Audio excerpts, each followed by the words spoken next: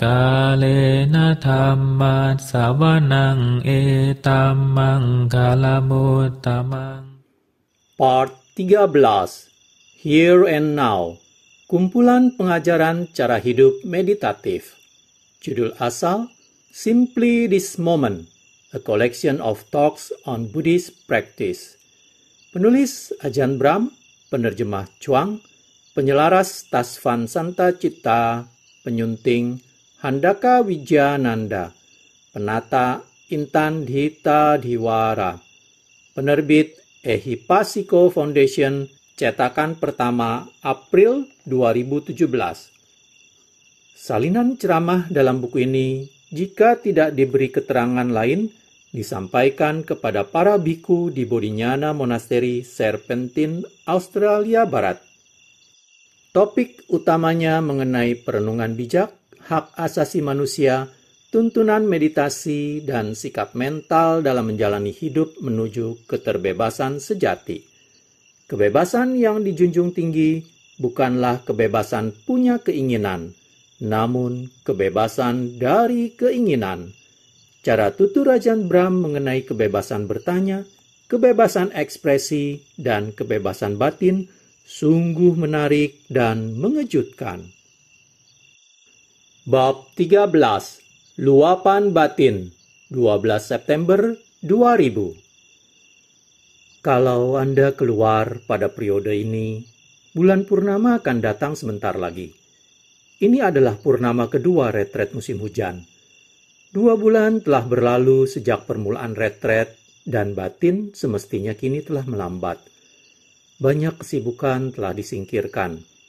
Karena kecenderungan sinambung batin menuju kedamaian, maka kini semestinya telah ada berbagai pengalaman kondisi damai tersebut. Tugas tiada akhir.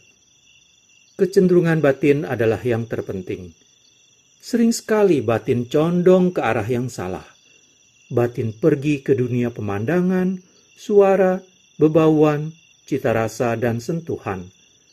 Batin bahkan melaju ke pikiran mengenai aneka pengalaman itu, ke yang kita sebut sebagai gema kehidupan duniawi yang terjadi dalam batin yang berpikir, angan-angan, hayalan, dan kenangan. Dengan semua inilah kita mengamati fenomena dunia. Sebaliknya, kecenderungan batin sebelah dalam adalah jalan mengembangkan pelepasan dunia. Ketika kita bicara tentang melepas atau pemudaran dunia, kita bisa memandangnya dari pelbagai aspek. Kita memahami bagaimana kecenderungan batin ke dalam membawa batin ke dalam suatu fokus. Kecondongan batin keluar dalam bahasa Pali disebut papanca. Ada begitu banyak hal berbeda untuk dilakukan dan begitu banyak objek untuk diperhatikan. Inilah dunia dengan kesibukan tiada akhir. Tidak ada akhir bagi perkecambahan atau kerumitan dunia papanca ini. Di sisi lain, batin yang condong ke dalam menuju momen kini. Keheningan, napas, nimitta, dan jhana adalah batin yang mengetahui tentang pengakhiran papanca.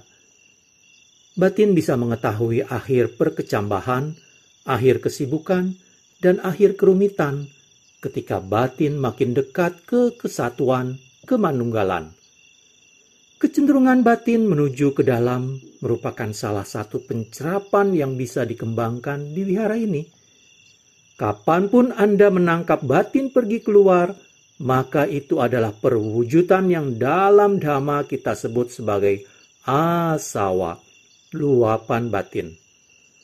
Asawa berasal dari batin dan keluar untuk menjelajahi dunia. Pergi keluar untuk menjelajahi dunia, inilah tempat kita terjerat dalam sangsara. Selalu menginginkan untuk mengalami sensasi dan kenikmatan baru. Begitu seringnya orang di dunia menyadari bahwa tak peduli kemanapun mereka pergi, kemanapun tujuan mereka atau pengalaman, selalu akan muncul lagi keinginan lain. Maka, Inilah pekerjaan yang tiada habisnya. Perjalanan tanpa akhir. Jika kita mengikuti perjalanan dengan keluar menuju dunia. Namun, dengan menyadari pergerakan batin yang pergi keluar alih-alih ke dalam, kita bisa mengetahui sendiri makna asawa dalam ajaran Buddha. Pembuat onar. Buddha mengajarkan bahwa ada 3 asawa, kama sawa, bawa sawa, dan awija sawa. Kama sawa adalah batin yang pergi ke dunia panca indera atau ke dalam gemanya dalam batin, bermain-main, berusaha menemukan asupan, menemukan kepuasan. Siapapun yang memiliki sedikit saja kebijaksanaan pasti mampu mengetahui sekarang bahwa tak peduli kemana Anda pergi di dunia, tidak pernah akan ada kepuasan. Tidak akan ada kedamaian.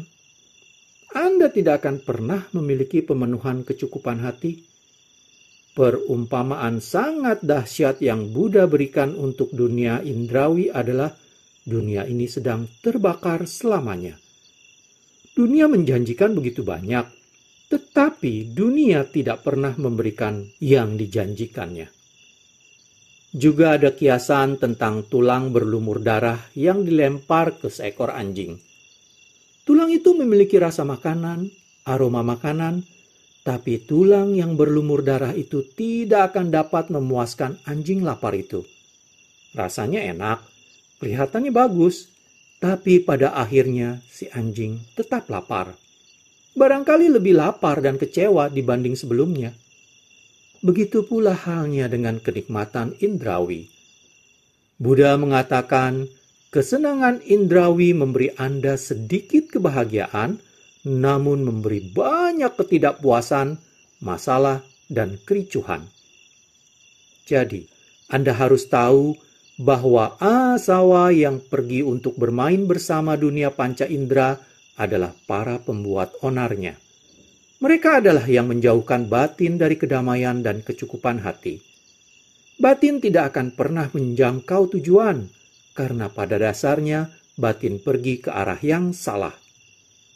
Bawa sawa pergi ke dunia hanya untuk membuktikan eksistensi.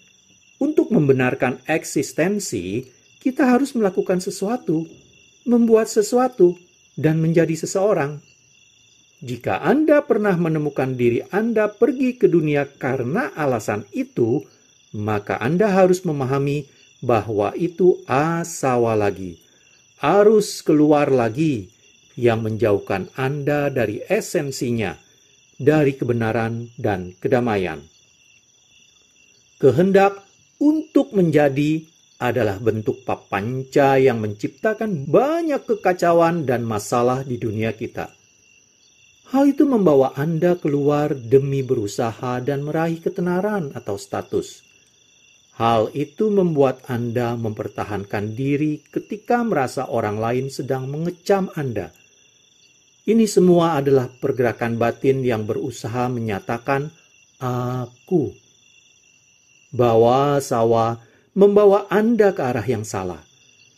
Bawa sawa menegaskan eksistensi, menegaskan dumadi, alih-alih menuju arah yang berlawanan yaitu melepas. Melalui awija sawa, batin pergi keluar karena delusi. Sungguh bodoh ingin keluar menuju dunia.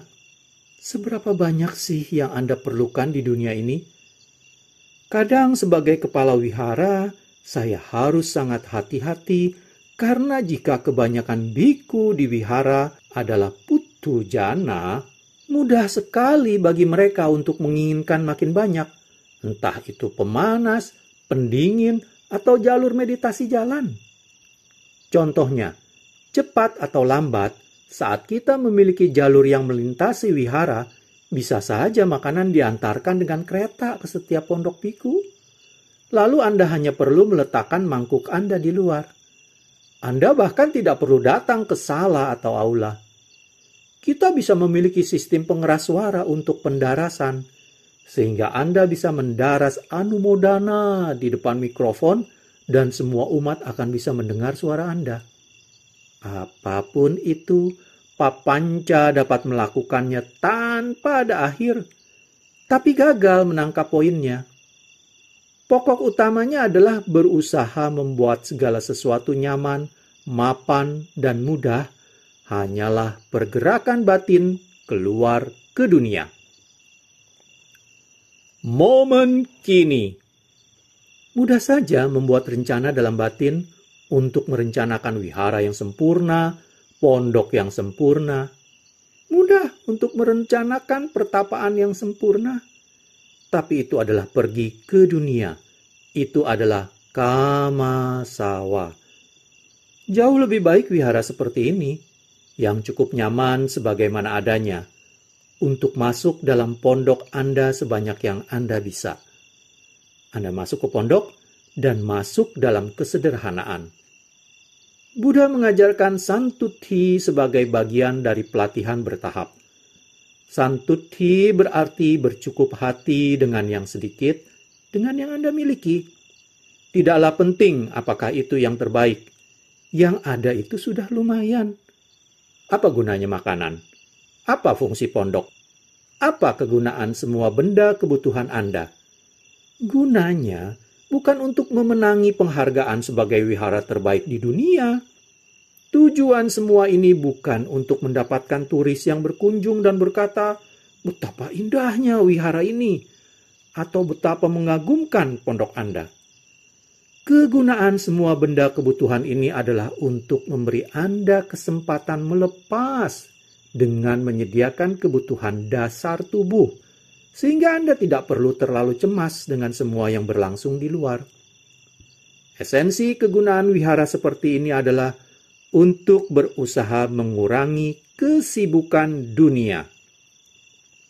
Dengan mengikuti asawa menuju dunia, kita membuat makin banyak kesibukan bagi orang lain serta diri kita sendiri. Tapi kita bisa mengurangi kesibukan itu dengan berkata, ini sudah lumayan. Pondok Anda sudah lumayan.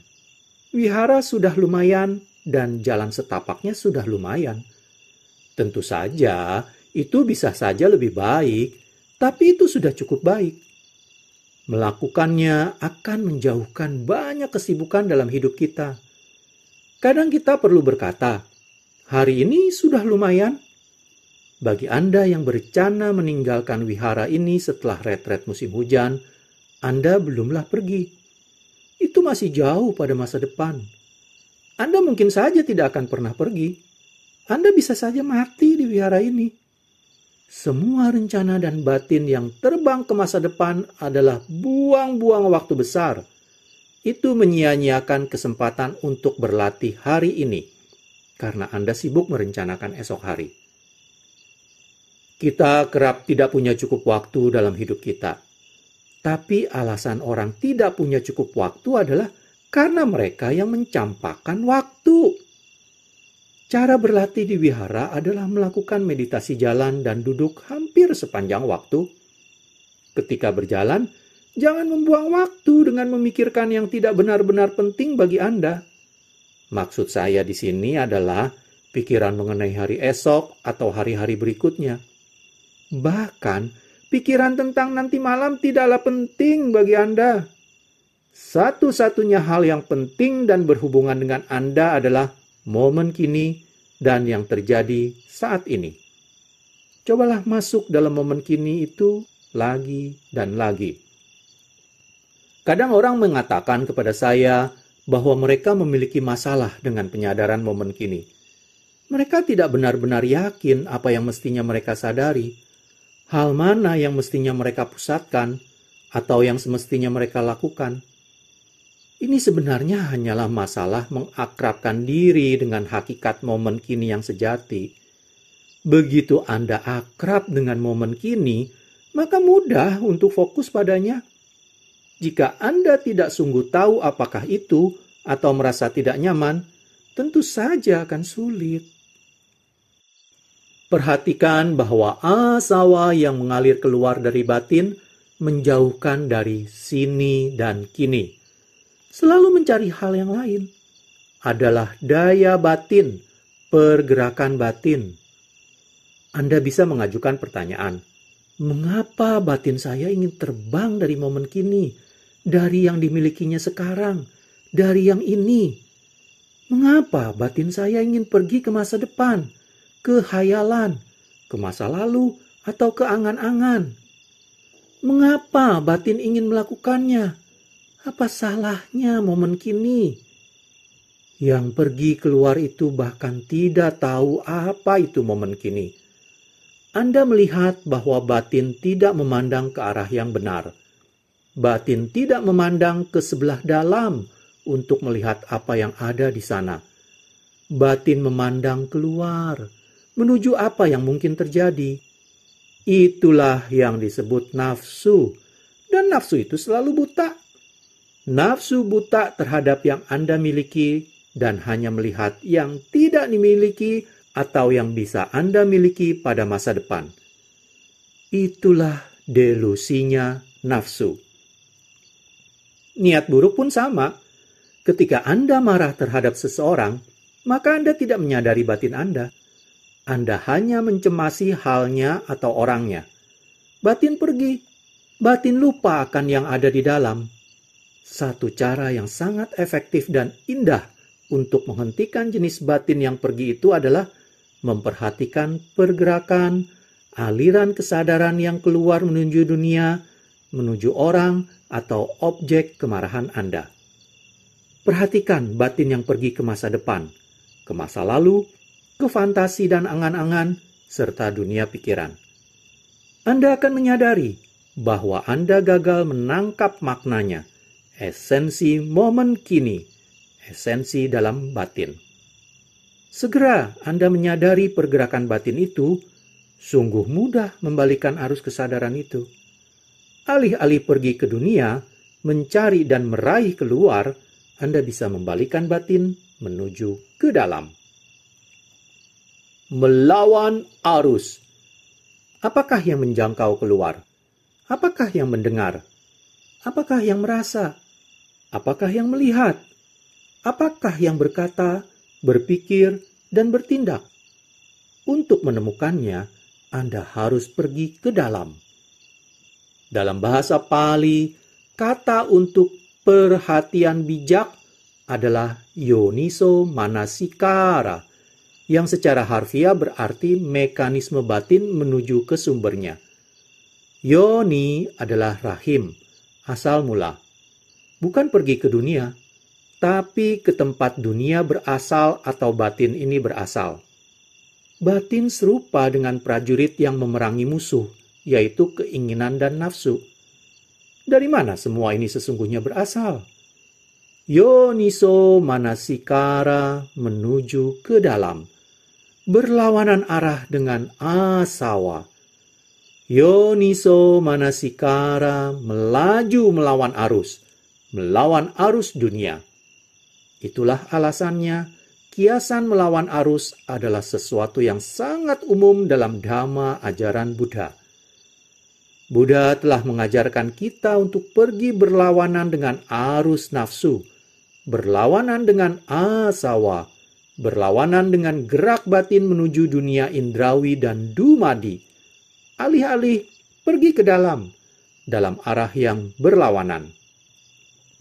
Perlu banyak latihan agar mampu melakukan hal ini. Itu adalah latihan dalam 5 indriya, terutama indriya pertama, kepercayaan dan keyakinan, saddha. Kepercayaan dan keyakinan juga berarti memiliki kesabaran, memberi waktu, memberi segala waktu yang diperlukannya. Jika Anda membaca Theragatha, Anda akan menemukan bahwa beberapa biku, misalnya Anuruddha, menghabiskan bertahun-tahun berlatih sebelum menjadi pemenang arus. Perlu waktu bertahun-tahun sebelum mereka menjadi arahanta. Inilah para biku agung dengan guru terbaik dari semua guru, yaitu Buddha sendiri. Perlu waktu lama, namun mereka memiliki kesabaran dan keteguhan. Dan siapapun yang memiliki kesabaran dan keteguhan ini, pada akhirnya pasti meraih tujuannya. Jika Anda memiliki keyakinan, saddha hanya soal waktu sebelum Anda melihat bahwa yang Buddha ajarkan itu benar. Jika Anda memiliki keyakinan bahwa ada para Arya di dunia dan Anda memiliki kepercayaan terhadap mereka, maka Anda tahu bahwa jika Anda menjalani jalan Arya 8 faktor, maka jalan itu membawa pada Nibbana. Jika Anda menjalani jalan Arya 8 faktor dan mengikuti petunjuknya, Anda mengetahui kemana jalan itu membawa Anda. Itu hanya masalah waktu. Itu bukanlah tergantung Anda.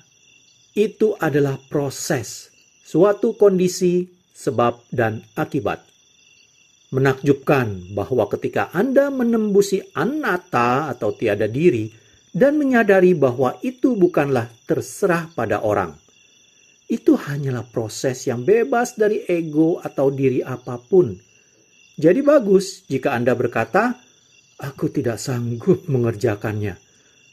Aku bisa mengerjakannya. Aku ke sana. Aku tidak ke sana. Aku tidak dapat masuk ke dalam anatta." Itu adalah proses. Cuma proses belaka. Semua kondisi ada di sini untuk Anda. Jadi ini hanya masalah waktu. Memiliki jenis kepercayaan dan keyakinan itu adalah yang memperkuat batin melawan arus, melawan aliran keluar, alih-alih melaju ke dalam. Boneka Rusia. Kecenderungan orang adalah keluar menuju dunia. Ketika masalah apapun muncul dalam latihan atau meditasi, orang menyalahkan sesuatu di luar diri mereka, seperti menyalahkan guru, wihara, biku ini, anagarika itu, makanan, cuaca, atau bahkan tubuh mereka. Sekali lagi, itu hanyalah keluar menuju dunia. Jangan keluar menuju dunia. Alih-alih, pergilah ke dalam. Kita bisa selalu pergi ke dalam, apapun masalah atau kesulitannya. Jangan pergi menuju masalah. Melajulah melawan arus. Yoniso manasikara. Masuklah ke dalam. Apa sih yang mengalami masalah? Apa yang membuat keputusan ini? Apakah si pelaku ini? Apakah si pengetahui ini? Pergi ke dalam adalah melaju di arah yang benar, dan Anda harus memahami bahwa pergi ke dalam itulah tepatnya yang diajarkan jalan meditasi ini. Masuklah dalam momen kini, menuju keheningan yang hadir persis di jantung momen kini. Jika Anda dengan jelas dan sempurna hadir, maka Anda tidak memiliki waktu untuk mengatakan apapun. Semua perkataan adalah mengenai yang telah terjadi atau yang mungkin terjadi selanjutnya. Anda tidak bisa mengatakan apapun tentang yang terjadi saat ini. Sehingga, untuk meraih keheningan, saya hanya melatih penyadaran momen kini, mengolahnya, dan memurnikannya sampai penyadaran itu hening. Keheningan muncul begitu saja persis di jantung penyadaran momen kini. Dan keheningan itu seperti ruang besar yang ke dalamnya saya mengundang napas untuk masuk. Saya tidak pergi ke napas. Gerak pergi sekali lagi adalah asawa, suatu pergerakan batin. Jika Anda pergi ke napas, Anda akan menemukan bahwa napas terasa tidak nyaman dan sulit dicerap. Jika Anda mampu membuat batin masuk ke dalam momen kini, menuju keheningan, lalu mengundang napas untuk masuk, maka Anda menemukan bahwa napas akan masuk dengan sendirinya. Napas akan berada dalam ruang keheningan. Anda sesungguhnya masuk ke pusat ruang hening itu, tempat napas berdiam di sana. Seiring tiap tahapan meditasi ini, tahapan berikutnya muncul tepat di tengah atau pusat tahapan tempat Anda kini berada. Anda tidak perlu pergi menuju hal lain. Anda tidak perlu membebaskan diri dari pengalaman sekarang. Anda tidak perlu menindas asawa atau mendorong batin untuk pergi menuju tahapan berikutnya. Ayolah cepat, raih lebih banyak. Ayolah cepat. Itu arah yang keliru. Pergilah ke dalam tanpa nafsu atau keinginan memperoleh hal lainnya. Cukup kembangkan kecukupan hati. Melepas sembari masuk, menuju napas, bukannya keluar dari napas. Jika Anda memiliki kecenderungan masuk ke dalam, yang mengalami napas akan makin dekat dengan pusatnya. Anda melepas cangkang eksistensi eksternal ini. Anda melepas tubuh. Anda telah melepas dunia luar. Bayangkan dunia sebelah dalam ini bagaikan rangkaian kulit kerang dengan satu pusat. Seperti boneka Rusia yang terkenal itu, yang satu boneka berada dalam boneka lainnya. Anda memiliki dunia eksternal dan di tengahnya adalah tubuh Anda. Lepas dari tubuh, maka pusatnya adalah napas. Di tengah napas itu adalah nimitta. Semua yang kita lakukan adalah melaju ke dalam. Jadi siapapun di antara Anda yang mengalami masalah, bertanya-tanya apa yang harus dilakukan ketika Anda memusatkan pada napas, cukup dorong sedikit saja batin agar masuk ke dalam. Arahkan batin ke dalam. Masuk ke pengalaman ini, ke dalam momen kini. Berlanjut dalam keheningan, menuju ke dalam napas. Ketika Anda benar-benar masuk ke dalam, maka banyak sukacita dan kebahagiaan muncul. Itu adalah sukacita dan kebahagiaan yang muncul dari melepas dunia eksternal. Ini adalah kebahagiaan yang muncul dari melepas tubuh dan panca indera ini. Anda harus masuk dalam tubuh untuk menemukan pelepasan itu. Anda tidak akan menemukannya di luar. Saat Anda telah melatih diri Anda untuk senantiasa menuju ke dalam, melihat ke dalam, masuk dalam pondok Anda, dalam meditasi Anda, dalam momen kini, dalam keheningan, dalam napas, maka Anda dengan sangat mudah masuk dalam napas indah. Mengalami hal ini akan alami bila Anda melaju ke arah yang benar. Jika Anda tiba dalam napas, Anda tidak masuk atau keluar, namun sekedar berdiam bersama napas itu. Maka napas tidak akan berkembang lagi. Jadi, cobalah memasuki momen kini, lebih dekat dengan keheningan. Dengan batin yang pergi ke dalam, maka Anda segera tiba di napas indah. Hanya masalah waktu sebelum Anda masuk persis ke pusat napas indah itu. Napas itu seperti salah satu bagian tengah coklat yang lunak, bagian yang manis, dan kebahagiaan napas terletak persis di tengahnya. Saat Anda melaju ke pusatnya, napas melenyap. Perumpamaan yang saya berikan dalam retret meditasi yang saya pandu adalah kiasan meditator yang diuji pemusatannya dengan menembakkan anak panah menembus mata boneka burung. Murid terakhir ditanya oleh guru meditasinya, "Apa kamu melihat burung-burungan di pohon itu?" "Pohon apa? Kamu lihat burung itu?" "Burung apa? Apa yang kamu lihat?" "Cuma bola mata." Murid ini begitu terpusatnya ke dalam, sehingga satu-satunya yang hadir dalam bidang pencerapannya adalah sasaran. Kini, Anda bahkan dapat melaju lebih dalam, bersama napas indah, masuk dalam keindahan. Keindahan itu adalah piti sukha. Anda tidak bisa berhenti di sana. Anda harus masuk persis ke dalam piti sukha, terjun ke dalamnya. Itulah pengalaman banyak orang yang mengalami nimitta lalu memasuki jhana. Anda terjun ke pusat cahaya indah nimitta, membiarkannya memeluk dan mengitari Anda, berdiam di sana, dan bahkan masuk lebih dalam. Anda selalu condong ke dalam, sampai Anda melaju melintasi seluruh jhana. Anda melaju demikian jauh, karena Anda tiba di jantung segala fenomena, tiba di penghentian. Lalu Anda akan mengetahui bahwa inti semua ini adalah kekosongan. Tidak ada diri, tidak ada si pelaku, dan tidak ada si pengetahu. Hanya ada fenomena kosong yang terus bergulir. Ketahuilah kebenaran. Melaju langsung ke dalam. Anda mendapatkan wawasan. Anda tidak mendapat wawasan di alam panca indera dan dunia luar. Anda tidak mendapat wawasan hanya dengan mengamati napas.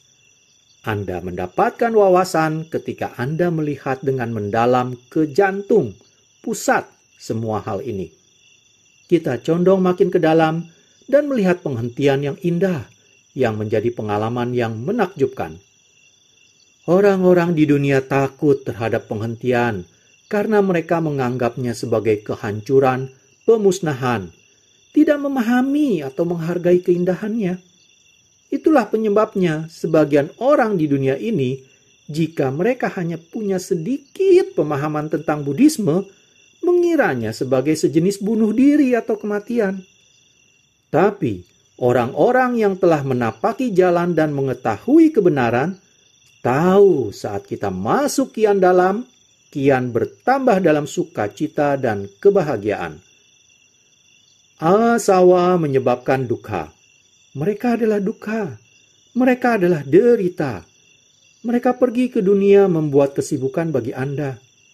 Itu seperti terjun ke dalam api, badai, atau cuaca dingin, berangin, dan hujan. Itu seperti hengkang dari tempat nyaman dalam diri Anda sendiri. Makin Anda mampu masuk ke dalam, makin banyak kebahagiaan yang akan Anda rasakan. Dan hal itu akan memberi Anda suatu pemahaman menakjubkan mengenai kekuatan dan betapa mendalamnya makna 4 kebenaran Arya. Makin dalam kita masuk dan makin kita melawan asawa, makin bahagia dan sukacita yang kita alami, dan makin kita akan condong untuk pergi lebih dalam dan dalam di jalan yang meningkat kebahagiaannya. Selang beberapa lama, jalan itu bukan lagi pergulatan atau yang memerlukan upaya keras, karena kecondongan untuk menyelam lebih dalam menjadi suatu proses sebab akibat dan berkelanjutan sendiri. Kita menyelam makin dan makin dalam sekedar untuk mengalami kebahagiaannya, demi kemendalamannya yang luar biasa. Setiap dari Anda yang sudah masuk ke dalam, melawan asawa, tahu bahwa makin mendalam Anda masuk, maka makin damai, sukacita, dan mendalam pengalaman itu. Anda makin dekat dengan kebenaran dan kebijaksanaan. Anda tahu bahwa itulah sang jalan. Ada wawasan, kebijaksanaan dalam batin yang mengetahui bahwa itulah jalan untuk dituju. Inilah Yoniso Manasikara, batin yang bekerja untuk masuk makin mendalam. Kembangkan itu. Condonglah pada arah itu. Jangan mengembangkan dan condong ke dunia luar. Begitu banyak orang yang telah melakukan hal itu dan membuang waktu mereka. Latihlah kerinduan menuju sebelah dalam, kediaman sebelah dalam, dan pergerakan batin melawan asawa. Ketika Anda menyelaminya dan menemukan tiada apapun di sana, Anda memotong akar asawa itu dan juga alasan Anda terlahir ke dunia. Anda akan memotong awija sawa, musabab dari aliran keluar, hayalan diri, sang aku yang harus melakukan sesuatu di dunia ini, terlibat dengan dunia, dan membenarkan keberadaannya di dunia dengan bertindak dan menggapai. Ketika Anda mampu memotongnya, maka batin akan selalu condong melawan dunia dan menuju ke dalam. Jadi ingatlah makna asawa. Pahamilah itu sebagai pergerakan batin menuju ke dunia. Perhatikan ketika asawa hadir dalam batin Anda. Lihatlah, apakah Anda mampu menyerang balik dengan mengembangkan dan melatih diri Anda untuk menjadi orang yang condong ke dalam, makin menuju kesunyian, penyunyian, momen kini, dalam napas yang halus, keheningan, sukacita, dan kekosongan. Potong asawa itu, Anda akan terbebas. Demikianlah, berakhir sudah saya bacakan bab 13, luapan batin. Pada part selanjutnya, saya akan bacakan bab 14, melaparkan macan sampai mati, 1 November 2000. Terima kasih. Kalena dhamma savanang etamang kalamutamang